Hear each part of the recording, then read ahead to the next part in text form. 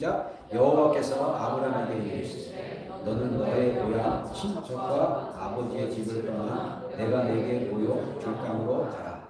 내가 너로 큰 민족을 이루고 내게 복을 주어 내 이름을称颂하게 하리니 너는 그들이 되리라. 너를 수고하는 자에게는 내가 배우며 너를 저주하는 자에게는 내가 저주하리니 땅의 모든 족속이 너로 말미암아 복을 얻을 것이라 하시니라. 아멘. 같이 아멘 하십니다. 아멘.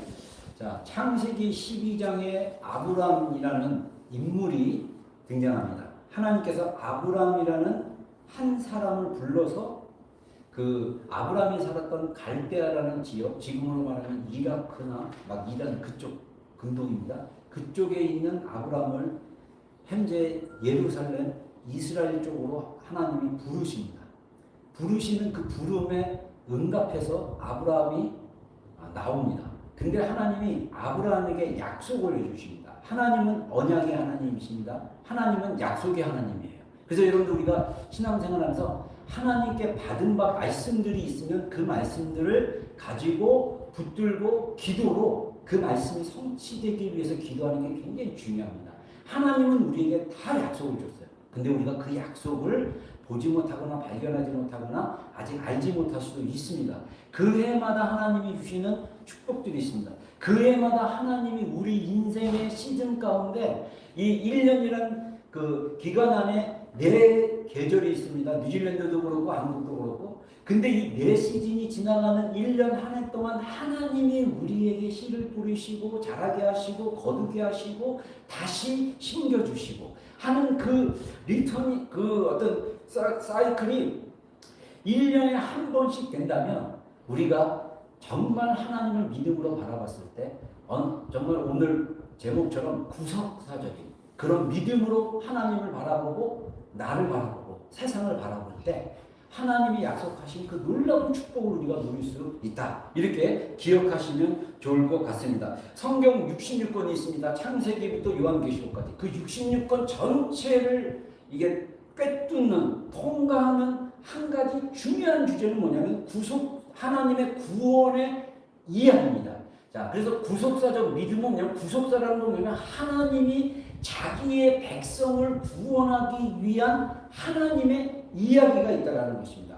그래서 우리가 하나님의 구원의 이야기를 구속사. 그래서 구속이라는 단어를 성경 언어적인 의미로 한다면 구속한다라는 것은 뭐냐면 대가를 치르고 구한다라는 의미예요. 그러니까 하나님 우리를 구속하셨다. 이 말은 뭐냐면 대가를 지불한 거예요. 우리가 사실은 믿음으로 은혜로 공짜로 받으니까 아무런 대가 없이 한 것이 아니라 하나님이 아들이셨던 예수님이 육신의 몸으로 오셔서 우리를 죄로부터 사망으로부터 구원하시기 위해서 하나님 목숨값을 대가로 지불하는 것입니다. 그래서 구속은 대가를 치하고 구한다 이런 뜻이라는 것입니다. 그래서 예수 그리스도의 대속적 죽음 이거는 또 이것도 신학적 용어인데 대속적이라는 건 대신 죽는다는 거예요.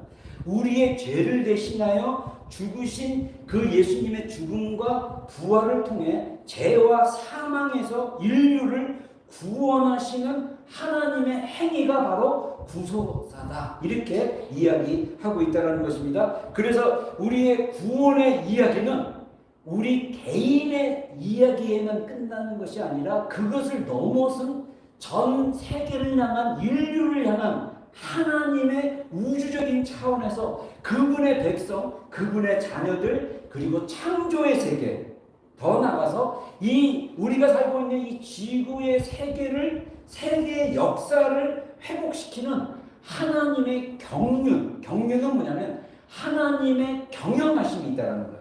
이것을 우리가 볼 수 있는 시각이 바로 뭐냐면 구속사적 관점, 구속사적 믿음이라고 얘기할 수 있습니다. 여러분 우리의 인생은요 우연한 인생이 아닙니다. 아멘.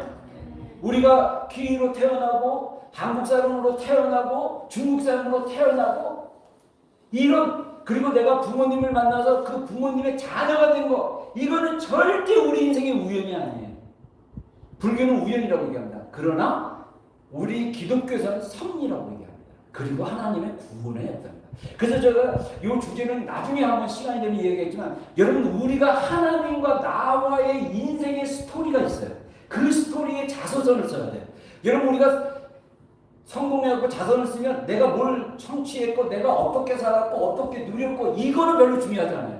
내 삶 가운데 하나님이 어떻게 나를 도와주시고 내가 하나님의 도움을 어떻게 받았고 하나님이 나를 어떻게 사랑하셨고 하나님이 그런 내가 사망의 음침한 골짜기로 다닐지라도 하나님이 계속적으로 나를 지켜주시고 나를 또 이렇게 단련시키시고 하는 그 과정들의 스토리를 우리가 나중에 써서 자녀들에게 물려준다면 이거는 굉장히 좋아요. 그래서 우리의 인생도 다 이야기해요.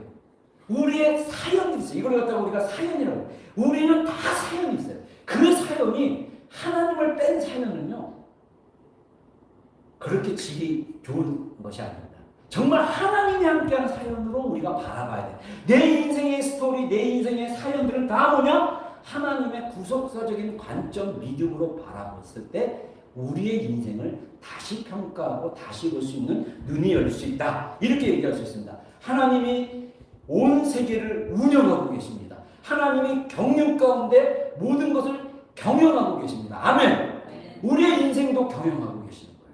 여러분 2025년 어떤 마음으로 기대합니까? 여러분 이번에 또 CT에서 또 막 서쪽에 있는 스터디움에서 저도 일찍 좀 자고 싶었는데 그냥 1년을 자고 싶어서 12시 전에 누웠는데 막 그냥 이 폭음 소리에 깼어요. 잘 수가 없어요.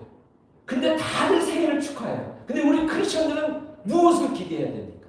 새해를 시작했을 때 세상 사람들과 와 즐겁다 해서 맥주 한잔 딱 마시고 막 폭음 저기 막 이거 보면서 룰루랄랄랄라 이게 우리의 똑같은 삶이니까 아니면 무엇이 하나님이 우리를 올해 어떤 것을 주실 것을 기대하고 믿음으로 바라볼까요? 우리의 믿음의 관점이 바뀌지 않으면 항상 나중심의 삶을 생각하게 됩니다. 그러나 우리가 구속사적 관점과 구속사적 믿음으로 변하게 되면 하나님의 관점으로 세계를 보고 내 인생을 보게 되고 나의 부모님과의 관계와 또 우리나라와 이런 것들을 다 그 관점으로 볼 수가 있습니다. 그래서 우리가 신학적으로 어떻게 얘기하냐면 구속사는 그 흐름이 있어요. 단계적으로. 이게 1번, 2번, 3번, 4번, 5번이 그 지금까지 진행되는 단계를 얘기합니다. 예를 들면 첫 번째 창조가 있습니다. 하나님이 세상을 완전하게 부족함 없이 창조하셨습니다. 아멘. 그래서 6일째 되는 날 아담을 창조하시고 하와를 창조하시고 그리고 보시기에 힘이 아주 매우 좋았더라라고 얘기한 거예요. 이것은 하나님이 창조하신 세상은 완벽했고 완전했고 하나님이 기뻐하는 세상이라는 것입니다. 그 주요 내용이 창세기 1장과 2장에 나옵니다.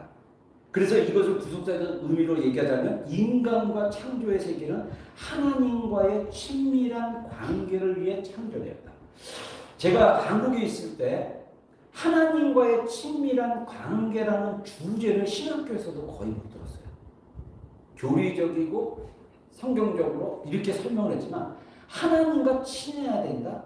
하나님과 친밀한 관계를 가져야 된다. 라는 설교나 신학을 제가 못 배웠어요. 오히려 이 나라 와서 제가 혼자 책을 보고 공부하다가 하나님과의 친밀한 관계에 대해서 배우기 시작했습니다. 근데 저는 예전에 신학교 다닐 때 골방에서 기도하다가 하나님과 너무 그 하나님이 저를 향한 그 사랑이 너무너무 크고 놀라워서 몇 번 제 영혼이 나를 사랑하는 하나님의 그 사랑에 압도돼가지고 여러 번 그 사랑에 감격하고 압도되고 굴복했습니다. 그러고 나서 저는 저의 인생을 하나님께 드리는 결단까지 했습니다. 근데 이게 친밀함과 연관됐다는 걸 몰랐어요. 결혼하고 나서 만 30에 결혼하고 나서 사모랑 이제 신혼을 기는데 그러더라고요. 제 얘기 막 은혜 받은 거 얘기하면 당신은 하나님과 굉장히 친밀한데 왜 나랑 이 친밀함이 잘 안 되지? 얘기해요. 그러니까 저는 수직적인 친밀함은 되는데 인간과의 친밀함이 잘 안 되는 유형이에요. 그것도 설명하자면 기니까 나중에 제가 사람과 사람은 친밀하지 잘 못하겠어요. 근데 하나님과는 친밀할 수 있어요. 이미 제 마음은 제가 23살에 아무것도 모르고 세상적으로도 잘 모르고 군대는 갔다 왔지만 이 세상 돌아가는 것에 잘 몰랐지만 하나님은 하나님의 마음을 제 마음속에 부어주셨어요. 그리고 저는 그때 깨달았어요. 하나님이 나의 죄를 위해서 자신의 전부를 희생하셨구나. 그런 나를 보니까 나는 그냥 가치가 아니라 대단한 가치에 사는 거예요. 그래서 하나님이 원하시면 나는 믿음으로 뭔가 할 수 있겠구나. 그전에는 나의 가능성을 되게 축소하고, 그리고 저의 인생의 목표가 그때 당시 하나님을 만나기 전에는 가늘고 길게 살죠. 눈에 띄지 말자. 근데 태어난 성격이 눈에 띄어요. 근데 저는 눈에 띄지 말고 조용히 살자로 살았는데, 하나님의 사랑이 제 안에, 하나님의 그 십자가의 사랑이 풀어지고 나서 제 안에 구속자적인 관점이 풀어지고 나서 제가 하나님과 친밀한 관계 안에 들어가면서 하나님이 나를 위하십니다. 하나님이 나와 함께하구나. 사람들이 나를 비난하고 공격해도 하나님은 나를 위하신 분이다. 로마서 8장에 제가 엄청 놀랐어요. 누가 나를 대적하리요? 하나님이 우리를 위하시면 누가 우리를 대적하리요? 할렐루야! 네. 여러분, 이거는 어마어마한 방법. 여러분을 대적하는 그 대적들도 하나님이 위하시면 그 대적들의 그 공격은 꺾어질 수밖에 없다는 것입니다. 이게 바로 우리가 하나님 안에 친밀한 관계 안에서 창조가 됐다는 거예요. 그러니까 오늘날 제가 벌써 이제 60이 되는 해로 들어가고, 그 다음에 저의 목회가 89년도부터 학생부 전도사 설교를 했으니까 거의 36년, 40년 가는 여정 가운데 제가 이제 하나의 어떤 주제를 가지고 말씀을 풀어낸다면 하나님과의 친밀한 관계. 이거는 다른 말로 얘기하면 로마서나 갈라디아서 말하는 것처럼 하나님의 무릇 성령의 하나님의 영이신 성령으로 인도하심 받는 사람은 바로 하나님의 아들이라. 아멘. 하나님의 자녀들은 성령님의 인도하심을 받아야 되는 거예요. 그래서 갈라디아서는 뭐라고 하냐면 너희가 육신으로 살면 반드시 죽을 것이래. 성령으로 살면 살리니. 할렐루야. 그래서 성령으로 살고 성령으로 행하라. 여러분, 우리가 성령님으로 살고 성령님으로 행하는 삶을 배워가야 돼요. 그것의 가장 중요한 관점이 뭐냐? 구속사적인 관점이 이래요. 창조. 나를 지으시고 나를 만드시고 이 땅에 보내신 하나님은 완벽한 계획 아래 목적 아래 나를 창조하셨다. 그래서 나의 인생의 창조의 목적은 하나님과 친밀한 관계 안에서 살아가는 거다. 그래서 하나님과 친밀한 관계가 십자가는 수식적 관계와 수평적 관계입니다. 저는 지금 수평적 관계를 배워가고 있습니다. 저는 아직 제가 이 상담학적으로 또 제가 발견한 저 자신에 비해서 아직 사람들과 깊은 친밀함을 누리는 것을 어려워하는 애착 유형이고, 또 이것이 편하진 않지만 저는 성경에 말한 것처럼 부부가 하나 되는 그 연합의 신비가, 교회와 그리스도가 하나 되는 연합이라는 그 신비의 영역으로 들어가고 싶은 사람 중에 하나입니다. 부부는 친밀한 거예요. 부부는 둘이 합하여 하나가 되더라. 마음이 하나가 되고, 영적으로 하나가 되고, 감정이 하나가 되고, 생각이 하나가 되고, 그래서 정서적 연합, 영적 연합, 육체적 연합. 이것이 연합의 친밀함이 굉장히 창조의 목적, 결혼의 목적, 부부간의 친밀함이에요. 만약에 여러분들이 배우자를 향한 마음이 희석되거나 배우자가 아닌 또 다른 사람을 향해 있다면 이것은 간음이고, 여러분들이 여기서 회개하지 않으면 마음을 빼앗기게 돼요. 그래서 현재 있는 배우자에 대해 아주 가치를 낮추고 뭔가 다른 사람을 만나서 뭔가 대단할 거라고 생각하는데 망상에서 깨기를 바랍니다. 마귀의 미혹입니다. 하나님이 짝지어준 것을 사람이 나눌 수 없습니다. 아멘.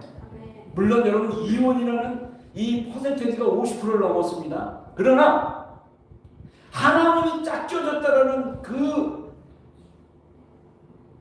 하나님의 구속자적인 하나님의 경영하심의 관계 안에서 우리가 시각을 바꾸면 다르게 보이게 됩니다.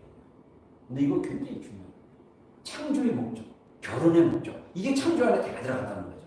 그리고 미안합니다. 또 두 번째 보니까 다 하나 돼요. 중요한 건 기억해야 될 게 뭐냐면 하나님의 창조는 완전하시고 친밀한 관계로 인간을 창조하시는데 인간이 하나님의 말씀에 순종하지 않고 타락하게 되는 거죠. 인간의 불순종으로 죄로 인해서 하나님과 단절하죠. 그래서 하나님 창조 세계에서 저주와 죽음이 들어옵니다. 창세기 3장에 그 하와가 뱀의 유혹에 빠져서 선악과를 먹고 자기만 먹는 게 아니라 영적인 권위자인 남편에게 줘서 그 남편도 그걸 먹음으로 죄가 세상에 들어옵니다. 그래서 로마서에 한 사람이 범죄함으로 죄가 세상 가운데 들어와서 죄가 왕노릇하였다라고 얘기합니다. 사망이 왕노릇하였다고 얘기합니다. 그리고 또 다른 둘째 아담, 하늘로부터 아담이신 예수 그리스도가 오심으로, 그래서 그 창조의 세계에서 이 하나님의 구속의 계획이 시작된다고 합니다. 그래서 창세기 3장 15절을 우리가 원복음, 오리지널 복음이라고 이야기를 합니다. 그 이유는 뭐냐면 하나님께서 아담을 저주하고 하와를 또 이렇게 저주를 합니다. 그 다음에 땅을 저주하고 그 다음에 뱀을 저주해요. 뱀을 저주할 때 뭐라고 하냐면 여자의 후손이 너는 몸으로 배로 이제 땅을 기어다니고 흙을 먹을 것이다라고 얘기하면서 여자의 후손이 너의 후손과 원수가 되는데 너의 후손이 여자의 후손을 발꿈치를 물게 될 것이고 그 여자의 후손이 너의 머리를 상하게 할 것이다. 그래서 이 뱀의 후손에 같이 역할을 했던 유다, 가룟 유다가 예수님을 은 30냥에 팔아서 십자가에 죽게 만듭니다. 그 십자가의 죽으심으로 예수님은 발꿈치를 물린 것 같은 사건이 일어난 거예요. 그러나 예수님께서 부활하시면서 사망 권세를 깨트리면서 머리를 깨트린 거예요. 그래서 우리가 신학적으로 봤을 때 예수님이 부활하심으로써 그리고 성령님이 오심으로써 우리 믿는 신자들 안에 죄의 권세를 깨트릴 수 있는 능력을 예수님의 이름으로 받고 성령의 능력으로 죄와 싸워서 우리가 이길 수 있는 그 능력을, 힘을 예수님으로부터 받은 거라고 이야기합니다. 여전히 죄 가운데 살고 그 나쁜 습관 가운데 여전히 그 연약한 가운데 사는 것을 우리가 이것을 육체를 정말 하나님께 육신의 생각을 하나님께 내려놓고 영의 생각, 성령의 생각이 우리를 지배하시고 예수님 우리의 중심인 것을 고백하면서 계속 순종하며 나아갔을 때 우리가 육신과의 싸움에서 이기고 승리하고 그래서 우리가 우리를 구속하고 얽매이고 우리를 했던 나쁜 습관들도 다 끊어낼 수 있는 능력이 바로 예수 그리스도의 능력 안에 있다는 거예요. 그 계획이 이미 창세기 3장 15절에 계획됐다는 거예요. 그리고 나서 예수님의 그 구속의 약속이 구약 전체 가운데 나오는 거예요. 하나님께서 아브라함에게 언약을 주시고 먼저 노아에게 언약하시고 아브라함에게 언약을 주시고 그리고 예표는 뭐냐면 어떤 상징과 같이 그림자같이 그런 것들을 통해서 구원의 계획을 점진적으로 차근차근 계시해 주셨습니다. 그래서 구약을 읽을 때 우리가 이 구속사적 관점으로 쭉 읽어야 됩니다. 그래서 메시아의 오심의 약속과 구속의 준비, 언약, 예언, 그 다음에 언약, 율법, 예언 이런 것들이 하나가 돼서 우리로 하여금 그 예수님의 오심을 준비하는 그런 시기를 가졌습니다. 그리고 나서 이 구속이 성취된 것입니다. 예수 그리스도께서 성육신하시고 십자가에서 죽으시고 또 3일 만에 부활하심을 통해서 구속의 사역이 성취됐다. 자, 여기서 굉장히 중요한 건 예수님이 마지막 십자가에서 돌아가시기 전에 말씀하신 7마디 말씀 중에 마지막 말씀이 다 이루었다.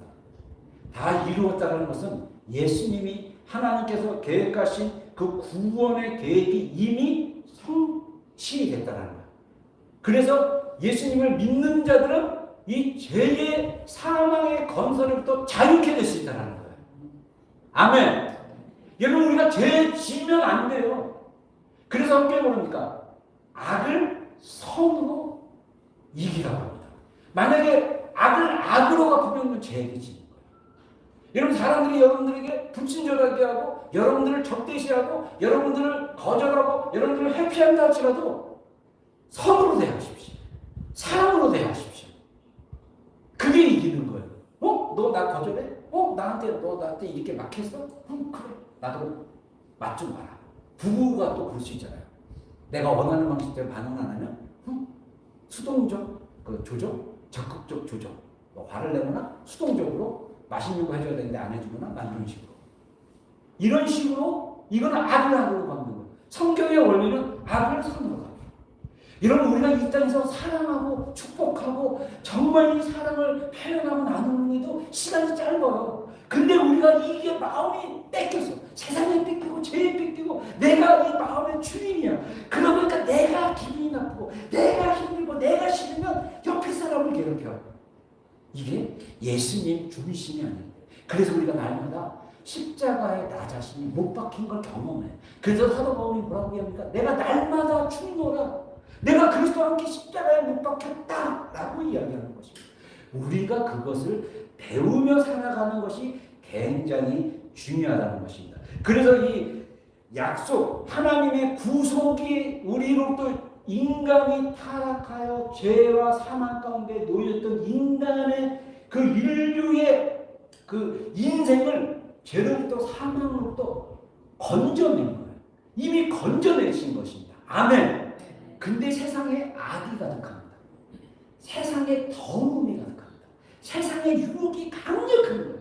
그러니까 우리가 마음을 세상에 뺏기는 안 돼요. 그래서 골로새에 뭐라 합니까? 땅의 것을 생각하지 말고 땅의 지체를 죽이라고 합니다. 하늘의 것을 사모하고 하늘의 것을 바라보라고 합니다. 하늘에 누가 있습니까? 그리스도가 계시고 우리 마음속에 그리스도가 계시는 것입니다. 그래서 우리가 죄와 사망을 이기신 예수님을 통해서 우리의 구원이 이미 신학적으로 성경적으로 완성됐어요. 근데 이 구원을 누리지 못하고 이 구원에서 거룩하고 흠이 없이 하나님이 우리를 계속 신이 우리를 양육하시고 돌보시고 하는데 우리가 자꾸 하나님을 인식하지 못하고 내가 주인이 되고 내가 주도적인 삶을 살려고 하는 거라는 거예요. 그리고 마지막 다섯 번째 구속의 완성은 뭡니까? 예수님의 재림으로 하나님의 구속 계획이 완전히 성취되고 새 창조가 이루어진다. 그 이야기가 요한계시록에 나와 있다.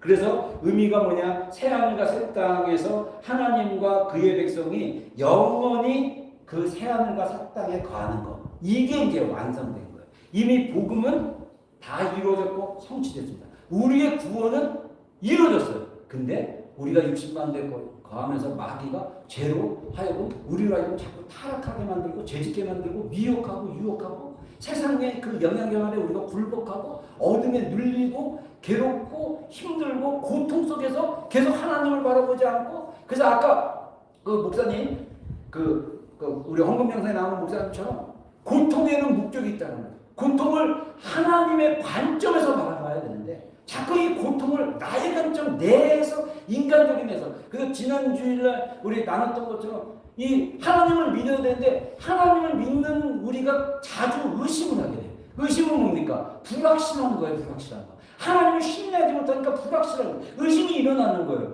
근데 그 의심을 내리고 오히려 뭐를 신뢰해야 되냐? 하나님의 약속, 믿음을 신뢰하는 거. 그래서 우리가 정말 이 믿음으로 우리가 새하늘과 새 땅에 오면 나는 완전히 영화로운 몸으로 부활체로 바뀌어서 하나님과 영원히 사는 거예요. 이거를 우리가 또 소망 가운데 나아갈 수 있는 것입니다. 이게 바로 구속사의 흐름이라고 이야기를 합니다. 그래서 제가 이 그림판을 전체 교회 카톡에 한번 올릴게요. 그래서 한번 보시면 좋겠고요. 그래서 우리가 구속사적인 믿음으로 우리가 살아가야 된다. 간단하게 네 가지를 얘기했습니다. 하나님의 관점으로 우리가 만약에 여러분들이 세상을 하나님의 관점으로 보고 세계의 역사를 하나님의 관점으로 이해하기 시작한다면 여러분들 구속사적 관점으로 볼 거예요. 근데 나는 세상과 상관없어. 그럼 아직도 구속사가 이루어지지 않을 거예요. 그러니까 나 개인만을 위한 개인 서비스를 하는 종으로 하나님 생각하는데 하나님은 종이 아니시고 왕이십니다. 본인이 왕 노릇하고 자꾸 이렇게 종으로 하나님 막 그래서 그 만화 영화 알라딘에 나와 있는 그 영화처럼 막 이렇게 유술 램프를 막 비비면 지니가 나와서 주인님 이런 하나님으로 기대하는데 하나님은 그런 분이 아닙니다. 하나님은 우리를 창조하시고 세계 인류를 우주 차원에서 큰 그림을 가지고 계십니다. 그래서 우리가 하나님의 관점으로 바라봐야 돼요. 자, 디모데후서 2장 4절 한번 읽겠습니다. 시작.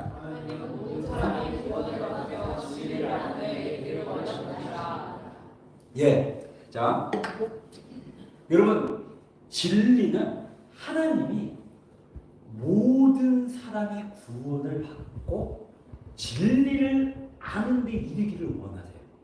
근데 많은 사역자들이 하나님은 지옥을 즐겨하시는 거예요.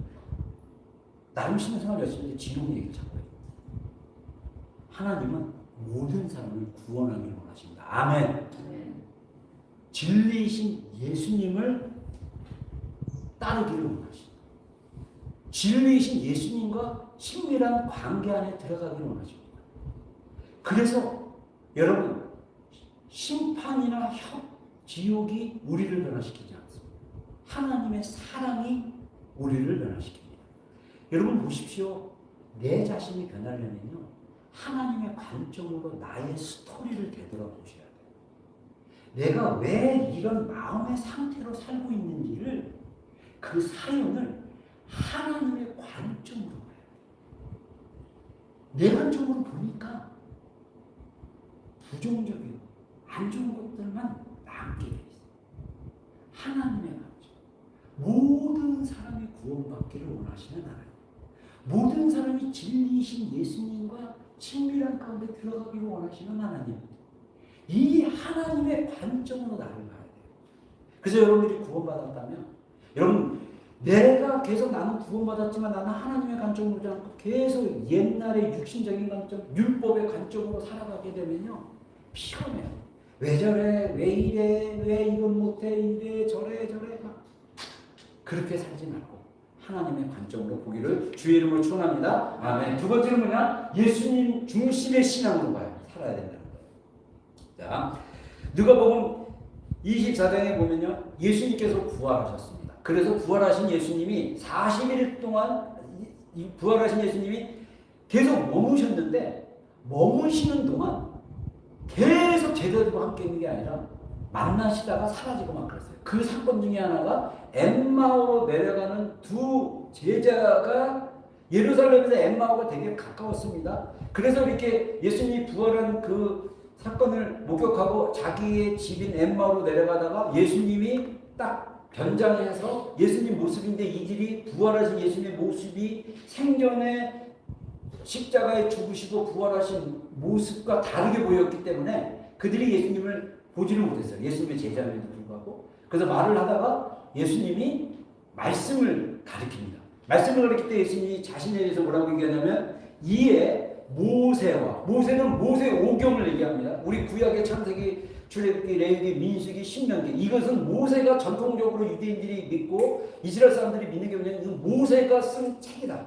하나님의 말씀이다. 그래서 모세 오경이라고 얘기해요. 이 5가지 성경과 모든 선지자의 글, 자, 성경에 엄청난 선지자의 글들이 있습니다. 역사서도 있고, 이런 글들로 시작하여 모든 성경에 쓴 바, 예수님 자기 자신에 관한 것을 자세히 설명을 하니까 이들은 구속사적인 관점으로 성경 구약 시대에 살았고, 신약으로 있는 시대, 구약에서 신약으로 넘어가는 그 과거기에 살았는데도 이들은 구약의 성경을 예수님의 관점으로 보지 못하니까 부활하신 예수님을 제대로 분별을 못한 거예요. 그러니까 예수님이 설명을 하니까 이들이 마음이 뜨거워지면서 말씀을 하는 거예요. 그리고 나서 예수님이 성찬식하고 떼어놓고 사라져요. 그랬더니 이들이 예수님 부활하신 주님을 만났다. 그래서 다시 엠마오에서 예루살렘으로 올라가는 기록이 누가복음 24장에 나옵니다. 여러분, 우리가 구약을 볼 때 예수님 중심으로 보지 못하면요, 옛사람 율법의 정신이 보여요.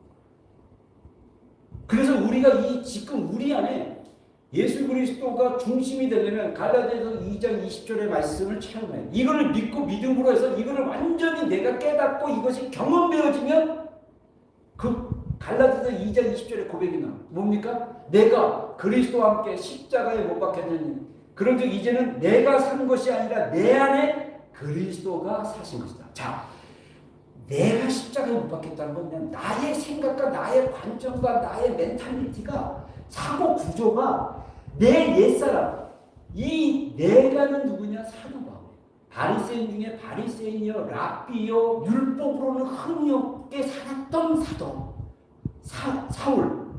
전에 사울로 살았을 때 그가 그리스도를 경험하고 아라비아 강야라면서 3년 동안 머물면서 기도하면서 말씀을 완전히 그리스도 중심으로 구약의 말씀을 경험합니다. 그리고 나서 고백하는 것이 내가 그리스도와 함께 십자가에 못 박혔나니 이제는 내가 사는 것이 아니라 내 안에 그리스도께서 사는 것이다. 내가 이제 육체 가운데 사는 것은 나를 사랑하사 자기 몸을 버리신 하나님의 아들을 믿는 믿음으로 사는 것이다. 십자가의 믿음이 뭡니까? 나를 사랑하사 자기 몸을 희생하신, 구속하신, 값을 지불해서 나의 죄를 대신 지불해서 나를 구원하신 하나님의 아들이신 예수 그리스도를 믿는 것, 이게 십자가의 믿음이에요. 이게 복음을 믿는 믿음이라는 것입니다. 그래서 우리가 예수님 중심으로 살아야겠다라는 것을 인정하고 우리 삶 속에 예수님이 중심이 되실 수 있도록 계속 우리의 마음을 내어주고 주님이 우리를 다스릴 수 있도록 계속 우리가 훈련하는 게 굉장히 돼요. 그래서 디모데전서에 경건에 이르는 연습을 합니다. 경건에 이르는 습관을 하자. 연습은 뭐냐? 습관입니다. 우리가 삶에 적응돼서 삶을 즐기고 예수님 없이, 여러분 삶을 즐기는 것은 절대 나쁜 게 아니에요. 그러나 예수님 없이 내가 왕이 돼서 내가 주인이 돼서 즐기는 삶은 예수님과 멀어지는 삶을 살게 됩니다. 내가 이 삶 속에서 누리고 즐거워하고 감사하고 축복을 누리며 살 수 있어요. 어떻게? 하나님 안에서, 예수님 안에서. 그러려면 내 삶의 주인인 것을 날마다 인식해야 돼요. 내 삶의 주인이 바로 예수님인 것을 인정해야 돼요. 내 의지와 내 뜻을 뻗고 하나님의 뜻이 내 마음속에 이루어질 수 있도록 구하는 것.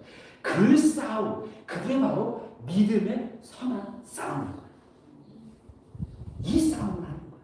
예수님 중심의 신앙. 그래서 모든 성경은 예수 그리스도 중심임을 믿고 우리의 신앙과 삶도 예수님 중심으로 살아가려는 믿음. 여러분이 이따가 기도하실 때 예수님 중심의 믿음을 다시 한번 고백하세요. 고백하시고 내가 그렇게 살아야겠다 결단하면 이 순간만큼은 구속사적 관점으로 열린 것. 근데 중요한 건 이 믿음이 약해지지 않도록 계속 우리가 믿음의 믿음으로 이르도록 계속 우리가 믿음을 세워가는 작업을 해야 되는 거죠. 할렐루야. 아멘. 그래서 세 번째는 뭐냐? 역사적 소명이라는 거예요. 역사적 소명은 뭐냐? 하나님의 구원 계획에 참여하는 교회들과 성도의 사명이 있다는 것을 믿어야 돼요.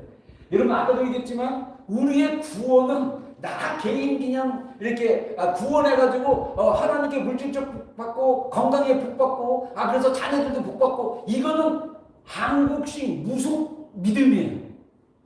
모든 크리스찬들은 어떤 믿음을 가져야 되냐? 내가 이 땅에 사는 것은 소명이 있는 삶이다. 모든 교회는 무엇을 인식해야 되냐면 하나님이 주신 교회의 소명을, 사명을 인식해야 돼요. 뭡니까? 하나님의 구원의 계획에 우리가 참여해야 돼요.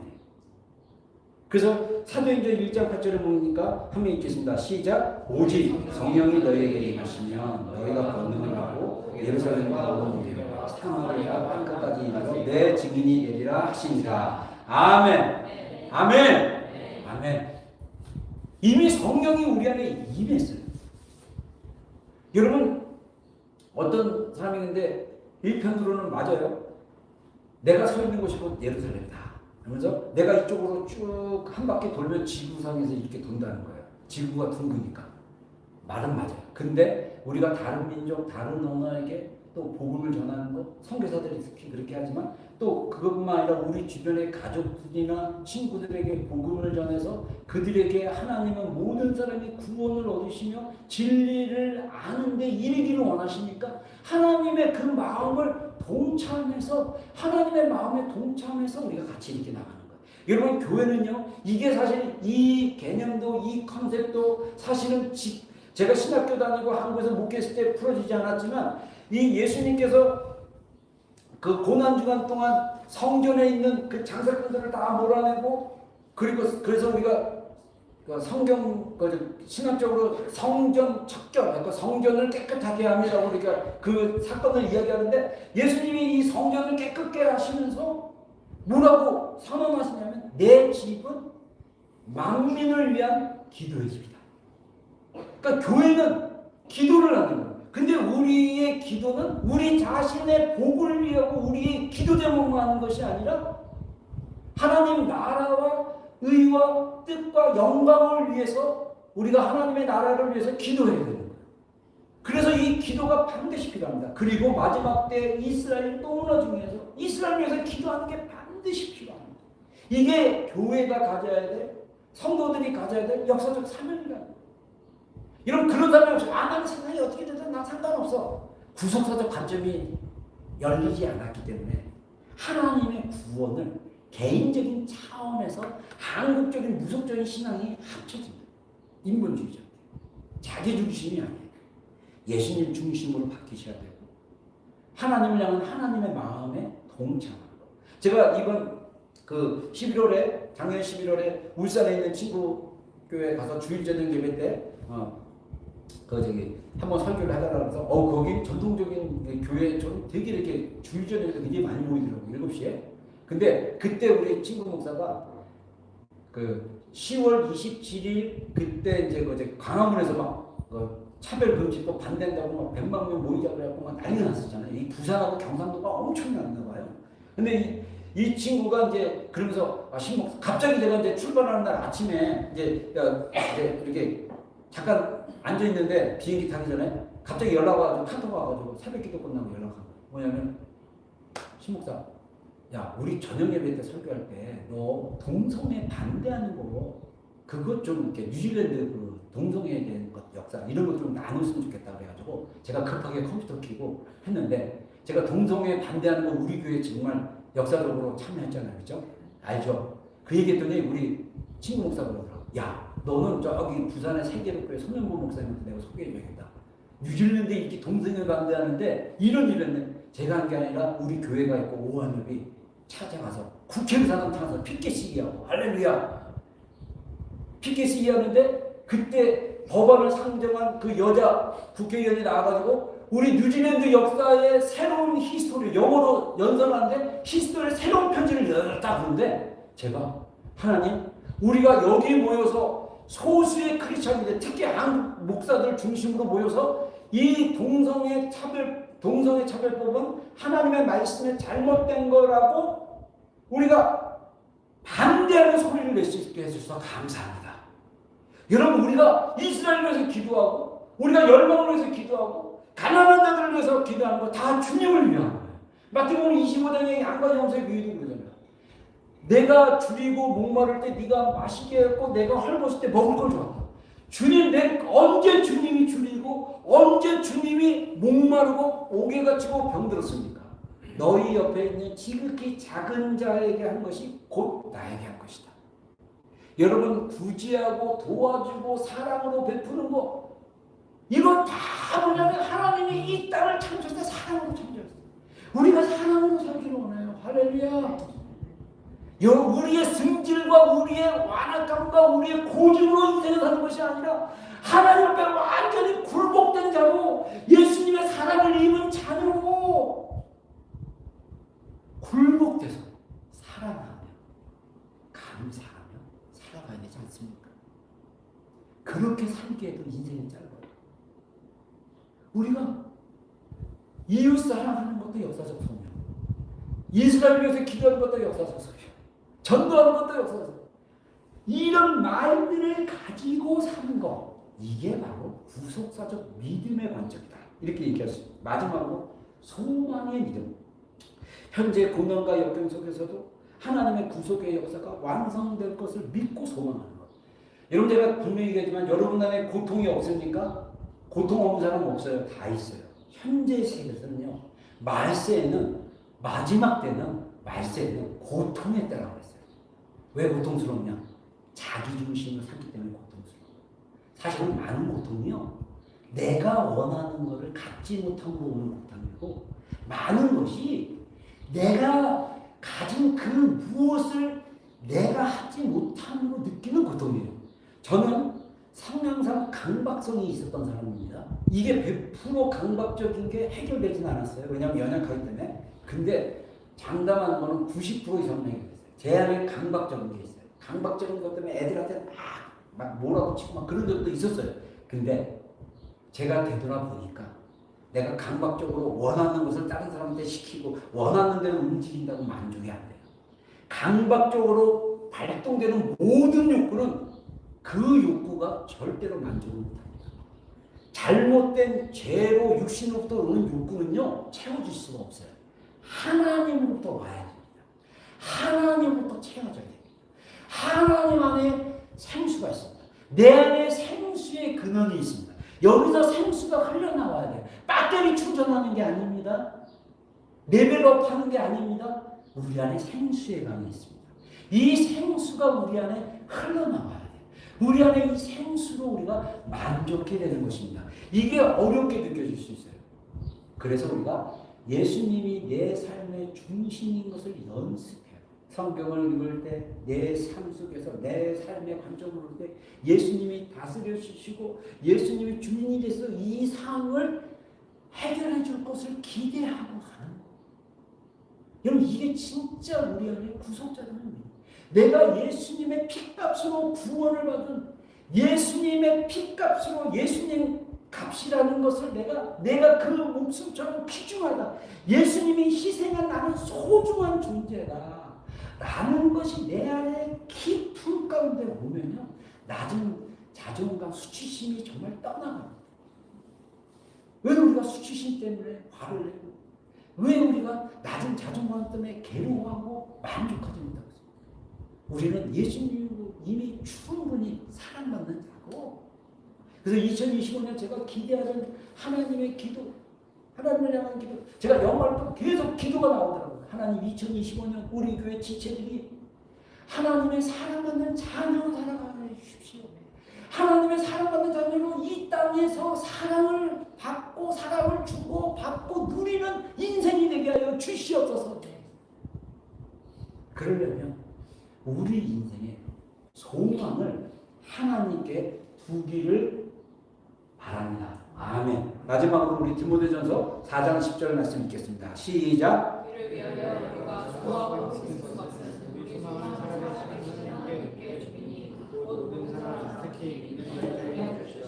네. 우리의 소망. 여러분, 우리는 다 소망이 있어요. 새 소망을 얘기하는 거잖아요. 그 소망이 하나님께, 하나님 안에서 성취돼요. 하나님께 뒀을 때 우리가 믿음의 구주, 구세주이신 주님께서 우리의 소망을 계속 갖고 그 소망의 그 은혜 안에서, 믿음 안에서 우리가 살아가도록 합니다. 여러분, 제가 예수님 주신 감동으로 선포합니다. 여러분의 인생은 2025년 더 성장하게 될 것이고 더 하나님의 축복을 누리게 될 것입니다. 여러분의 인생 가운데 맡겼던 것들이 풀려질 것을 예수님의 이름으로 선포합니다. 여러분 안에 뚫렸고 그 제한됐던 어떤 영역들이 있다면 예수 그리스도의 이름으로 선포하고 그 영역이 뚫어지고 성취되어지고 그 영역이 완성되어지는 해가 되기를 주의 이름으로 축원합니다. 부족한 것이 채워지는 하나가 되기를 주의 이름으로 축원합니다. 하나님의 지혜가 임하는 새해가 되기를 원하고, 또 여러분 안에 하나님의 사랑이 자꾸 차고 넘쳐서 그 내 안에 미움으로 바라보고 용서하지 못한 마음으로 바라봤던 그 대상들이 사랑의 대상으로 바뀔 것을 예수님의 이름으로 선포합니다. 여러분, 그냥 단순하게 하나님이 나를 사랑하는 것을 믿고 고백하고 그냥 그것이 완전 내 마음에 체득화될 때까지 사실, 그러면 그것이 믿어지기 시작하면 다른 사람이 날 무시해도요, 네가 나를 무시해도 나 무시당하는 사람 아니야. 당당하게 살 수 있어요. 세상이 다 무너진 것 같아도요, 솟아날 구멍을 하나님이 보여주세요. 모든 게 다 막히고 우겨쌈을 당하는 것 같아도 우겨쌈을 당하지 않은 줄로 믿습니다. 그런 인생이 되기를 축원합니다. 그런 2025년이 되기를 주의 이름으로 축복합니다. 아멘. 기도하겠습니다.